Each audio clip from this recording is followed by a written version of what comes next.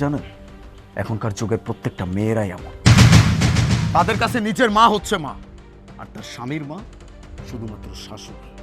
এই জন্য তোমাদের মতো মেয়েরা এই সব কাজ করে। অত্যাচার করে শাশুড়িকে বাড়ি থেকে বের করে দেয়। আর কত নিজের মায়ের বেলা আসছে আর অমনি গায়ে লেগে গেছে, তাই না? এখন তো বুঝতে পারতেছো যে আমার কতটা খারাপ লাগছে। জামাই, তোমার মারে যখন আমার মাইয়া এই বাড়ির থেকে বাইর করে দিল, তুমি কি তখন কিছুই কইতে পারো নাই?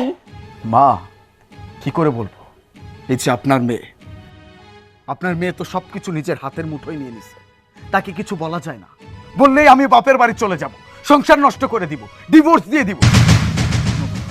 আপনিই বলেন, এইরকম যদি একটা মেয়ে মানুষ বলতে থাকে তাহলে তার সাথে আর কিছু করা যায় নাকি তার মুখের উপর দিয়ে কিছু বলা যায়?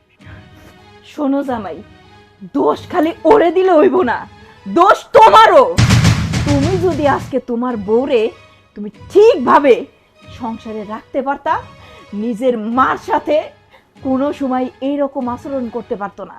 তোমাগরের মতন পুরুষরা একটু সুখের লেগা বউ যখন অমানুষ হয়ে যায়, বউরে তোমরা ঠিক করতে পারো না। মার উপরে বাপের উপরে অত্যাচার করে, সেইটা তোমরা মুখ বন্ধ করে সহ্য করো। মা, আমার না ভুল হয়েছে, আমাকে মাফ করে দাও। ভুল? হ্যাঁ, ভুল তো তুমি অবশ্যই করছো। শুধু ভুল না, তুমি অন্যায় করছো। আর এই যে তুমি আমাকে ভয় দেখাও না যে তুমি বাড়ি থেকে চলে যাবা, ডিভোর্স দিবা আমাকে, আজকে আমি এইখানে দাঁড়িয়ে থেকে তোমার মায়ের সামনে বলতেছি, নেক্সট টাইম আমার মায়ের সাথে যদি একদম উল্টাপাল্টা কোনো কিছু তুমি করছো, সেদিন আর তোমার নিস্তার থাকবে না। তুমি আমাকে কি ডিভোর্স দিবা? আমি তোমাকে ডিভোর্স দিব। আমার এই বাড়িতে তোমার আর কোনো জায়গা নেই। মা,